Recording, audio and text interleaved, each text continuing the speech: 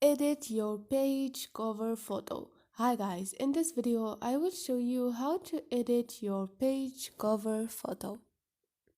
It's so easy and quick, so let's start. First thing, go to your Facebook app, click on it, and here you can click on add cover photo and choose edit cover area, or just click on edit page, and here click on page header and click on add cover photo to add uh, from your gallery. Choose one picture and edit this picture on your cover photo and click on done if you are done, and go back and your picture will be edited on your page. So this is it guys, hope this video was helpful to you.